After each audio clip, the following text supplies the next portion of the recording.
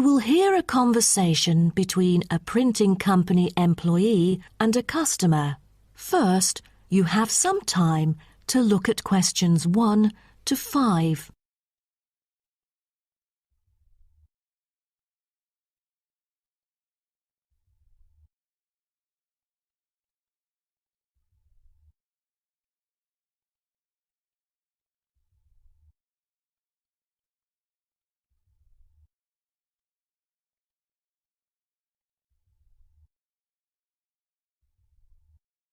You will see that there is an example which has been done for you. On this occasion only, the conversation relating to this will be played first. Good afternoon. Welcome to Matrix Printing. I'm John Smith. How can I help you? Good afternoon.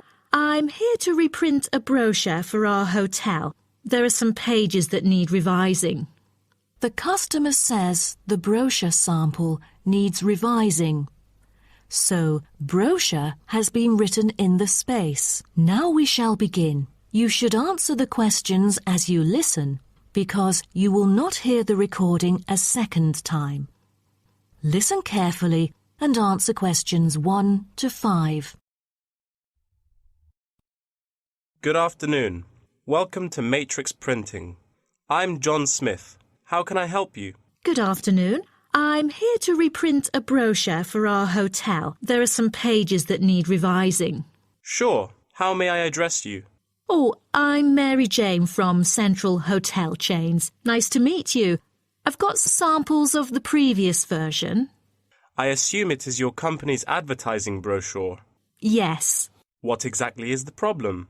Well, it was printed the year before, so some of the information is already out of date. There are also a couple of problems with the layout. Firstly, the letters of the address on the front page are far too small. It's hard to see when glancing at the cover.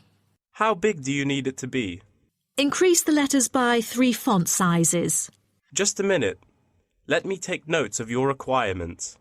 Okay, what else needs changing? The information regarding the pool should be deleted because it is currently under renovation and is not available. So, all of the relevant descriptions on page 2 should be removed? What do we replace it with? We can't just leave the whole page blank. Just fill it in with the introduction of our newly opened gym. I've included all the relevant information here in this flash drive. Let me check. I see. No problem then. What is also bothering us is that the description under the top photos on page 4 is incorrect. The word lounge needs to be replaced with reception. Fully noted. Is that all?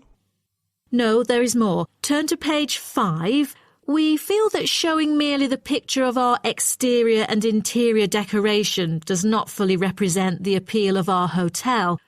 On second thought, we've decided to use a picture with the view of the hotel. Do you have the original copy of the picture? Yes, it is also enclosed in the flash drive. Okay, we'll re-edit the whole layout of the photos. Great. Before you hear the rest of the conversation, you have some time to look at questions 6 to 10.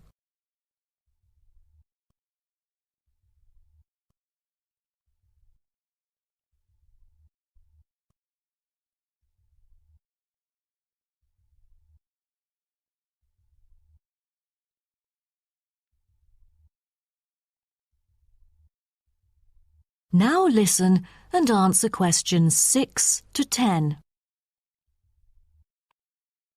Let's turn to the next page. Yes. What's wrong with that? It seems perfectly fine to me.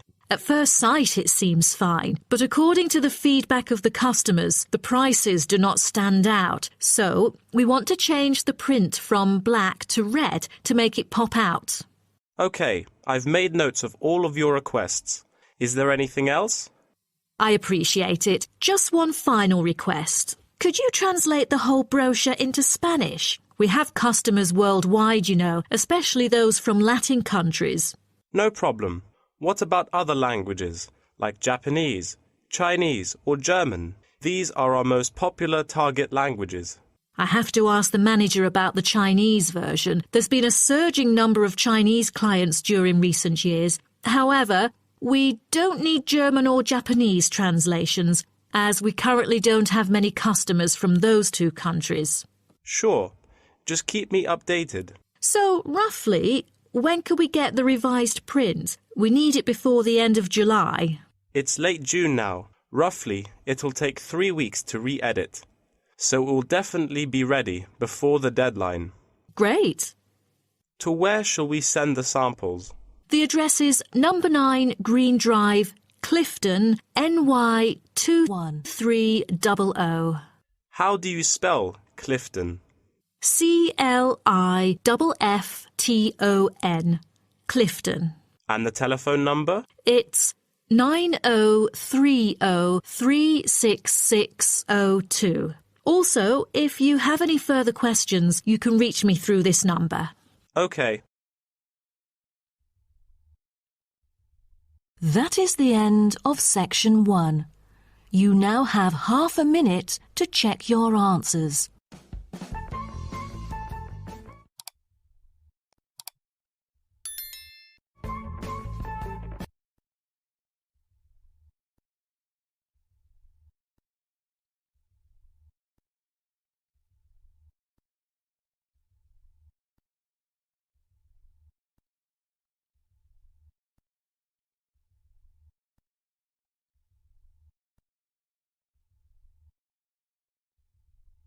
Now turn to Section 2. Section 2. You will hear a guide talking to a group of visitors about a national park. First, you have some time to look at questions 11 to 16.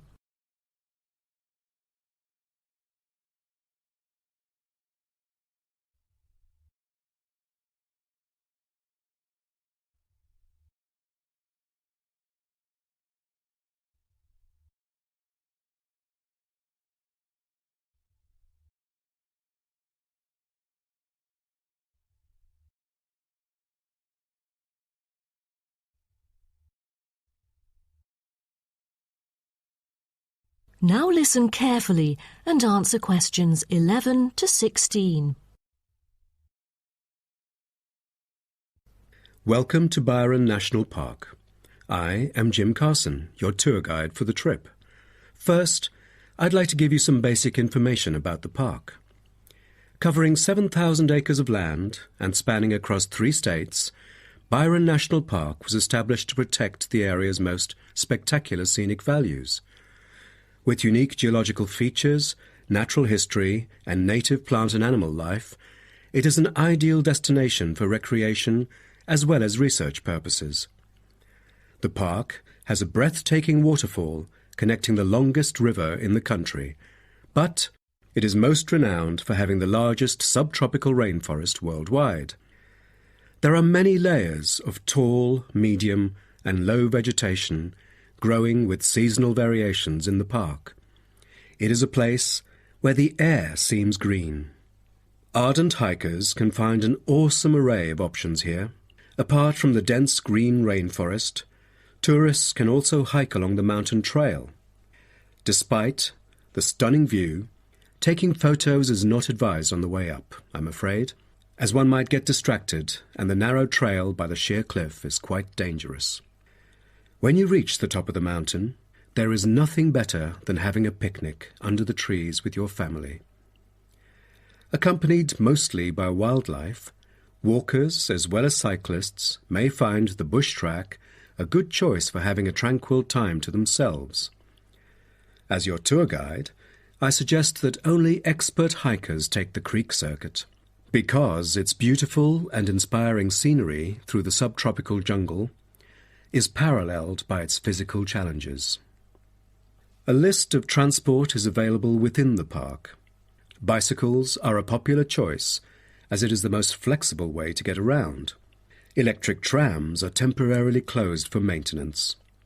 Boat trips down the river are an ideal way to spend a tranquil afternoon. Rest assured that transport within the park is covered in the bill. Extreme sports is another highlight of the park. There are, for adventurous grown-ups, especially those who are comfortable with having a racing heart, scary as it may sound, it is actually safe to participate in extreme sports under strict instructions and close supervision. Abseiling is available regardless of the weather. It is a fun way to overcome fear of heights, gain new skills, and get an adrenaline rush. Bungee jumping and paragliding are also available, except for during the summer. At this point, you might worry about meals here. Well, even though there is only one restaurant in the park at the moment, the variety of dishes is astonishing. There are 2 meals included in the price. Just get your meal ticket at the reception before dining. Also, there is no need to make reservations or worry about availability, since there are plenty of tables. Before you hear the rest of the talk, you have some time to look at questions 17 to 20.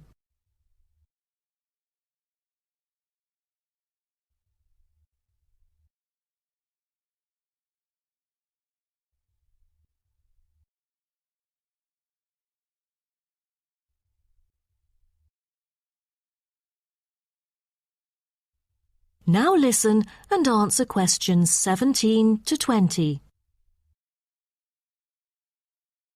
During your stay here, you might want to know what there is to do.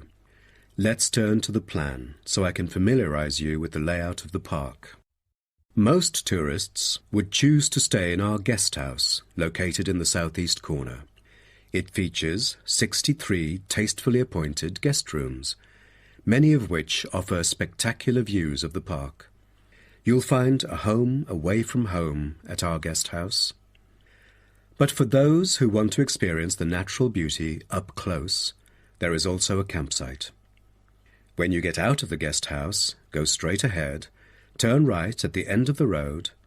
To your left, there is a campsite amongst the trees where you could spend a night under the stars together with owls and chipmunks. If you look at the top left of the plan, you will notice a picnic area. You can either bring your own food, or we can deliver food to you. Barbecue is an option. The business centre is situated directly opposite the picnic area. It provides flexible, fully serviced offices, conferencing suites, meeting rooms, and is equipped with the latest multimedia facilities. Wired, as well as wireless, high-speed internet is available within the entire premises. The centre is designed to cater to both individual travellers and corporate groups.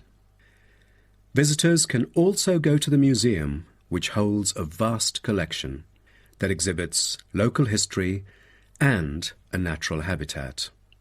You start from the guest house, just turn left at the first conjunction, then walk past the tea house. Turn right. You'll see the museum after making the third right. Have you found it? Pretty easy, right? To spend a delightful afternoon with a book and a fresh cup of coffee, you can go to the only cafe in the park. From the guest house, you go straight, then take the second right, and you'll see the cafe right in front of you. You might want to check out our all-season tennis court, which offers instruction for all ages and skill levels. It is located right opposite the cafe. That is the end of section 2. You now have half a minute to check your answers.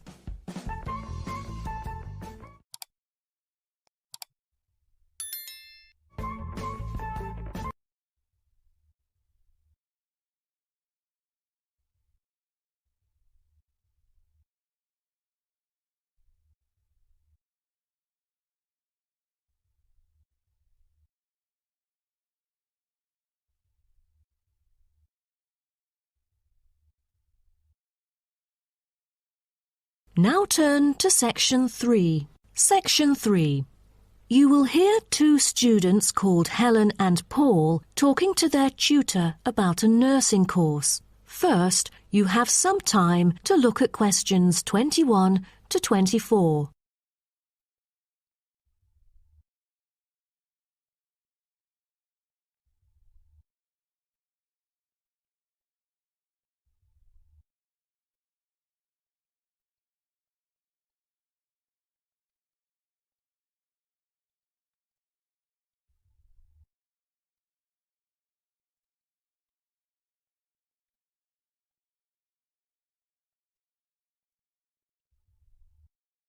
Now, listen carefully and answer questions 21 to 24.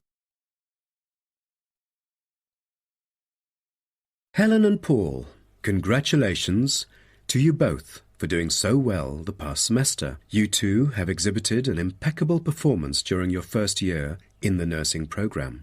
I'd like to get some feedback from the two of you to better improve the program and to provide guidance for our prospective students. I'd like to start with you, Helen.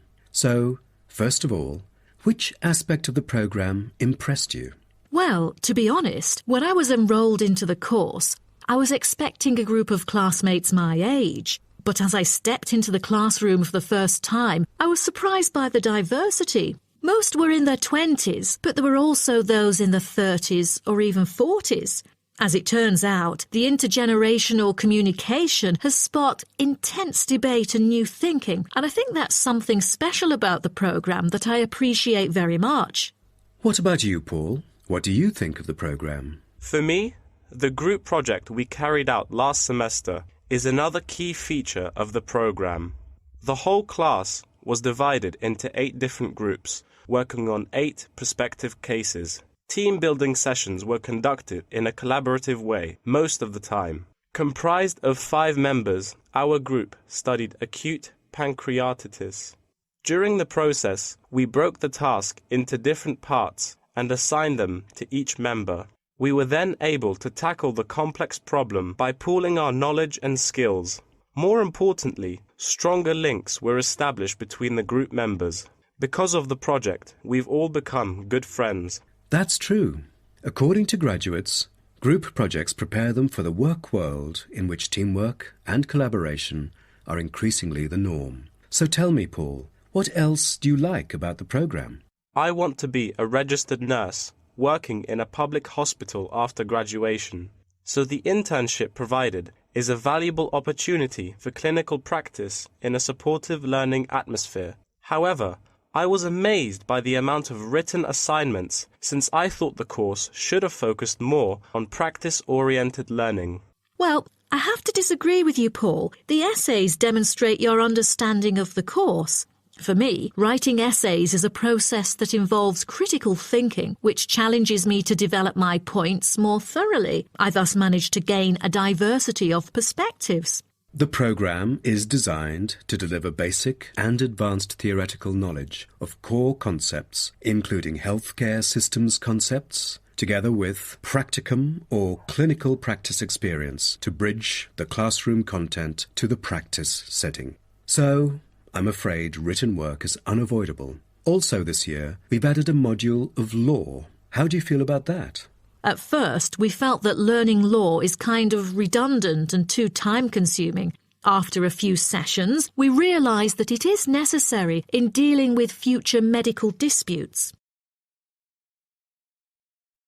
Before you hear the rest of the talk, you have some time to look at questions 25 to 30.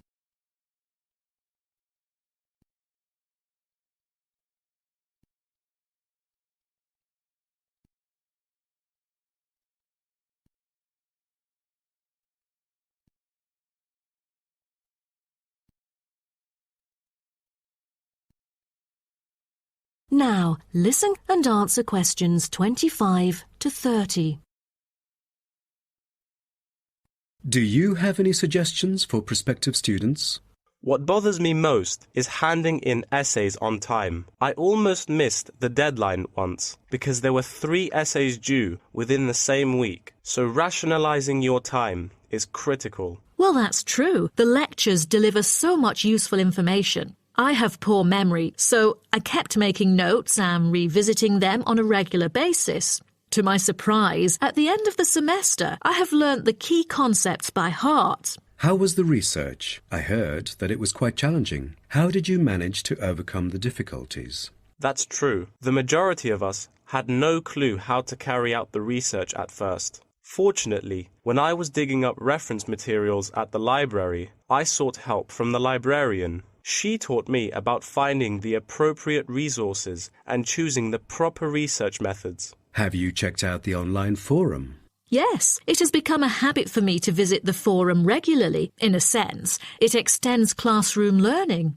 It is where the students post academic problems that they come across and get support from the faculty members. Some of my classmates didn't do so well during the placement tests. I feel that background reading is necessary. Lastly, do you have anything to say to the freshmen?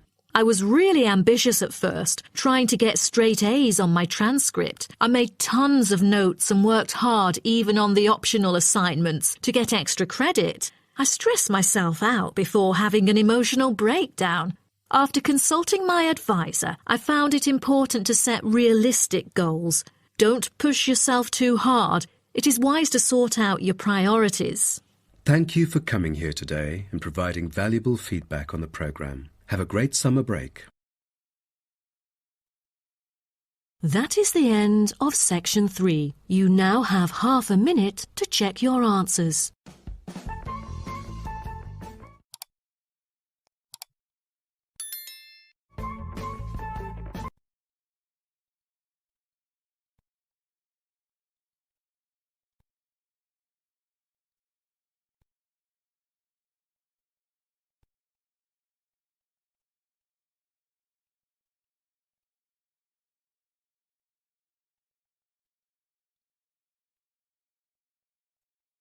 Now turn to section 4. Section 4.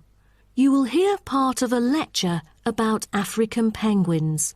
First, you have some time to look at questions 31 to 40.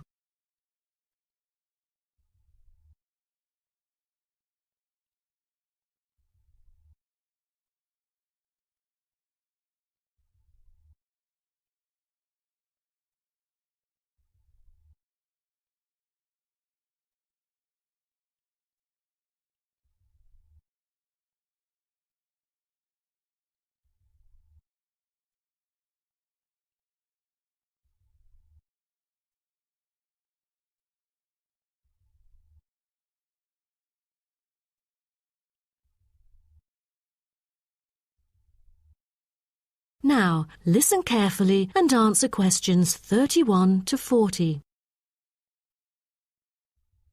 Good morning, everyone.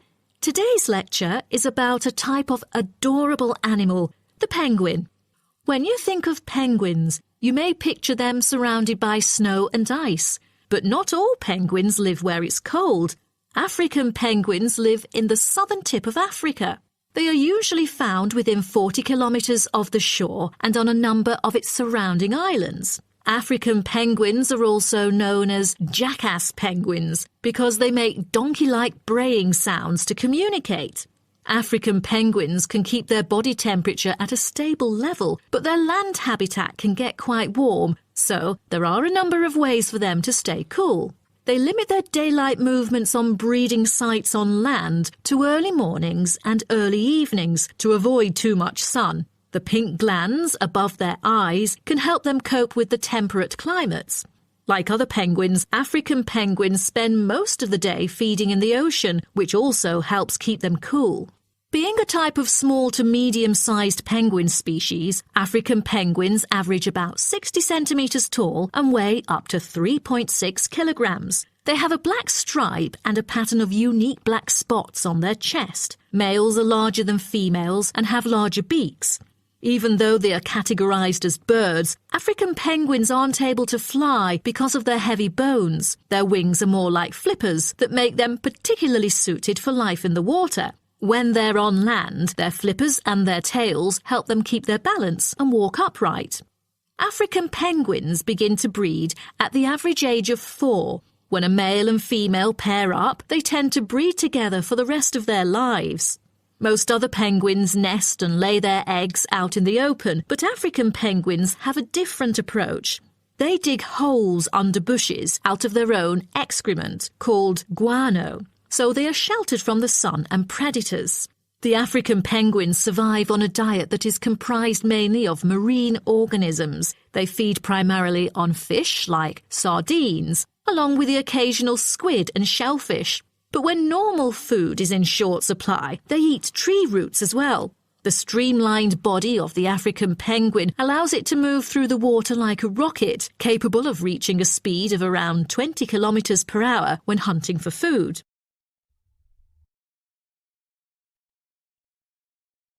The African penguin's smaller size means that it has many predators both in the water and also on dry land. Their natural predators at sea include seals and sharks. The biggest threat to them on land is not just towards the adult penguins. The penguin chicks are sometimes taken by seagulls into the air and dropped from above. The seagulls could thus feed on them. At risk from predators, young penguins are protected for about 40 days after hatching by both parents. They will leave the colony when they are between 3 to 5 months old and will return a few years later. The entire surface of their body is densely covered with feathers, which fall off during the winter. This process is called molting and takes about 3 weeks to complete. During that time, they are unable to forage. Therefore, prior to this, African penguins spend about 5 weeks laying down fat deposits. They generally live between 10 to 15 years. However, many do not reach their full lifespan. Their population has drastically declined. Approximately 120,000 African penguins remain in the wild, and their population has decreased by 90% in the past 60 years. They are considered to be vulnerable and have been listed as being endangered. 2 major factors have contributed to their decline. They are struggling for nesting space due to human disruption and competing for food due to overfishing and pollution. With the limited number of breeding pairs, survivorship becomes difficult for African penguins. This makes them especially vulnerable as environmental conditions change or an outbreak of a disease occurs. For instance, avian malaria has caused 27% of the captive breeding penguins' deaths annually. The more genetic diversity there is within a species, the higher the likelihood that at least some of the individuals will adapt and survive.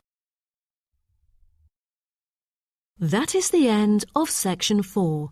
You now have half a minute to check your answers.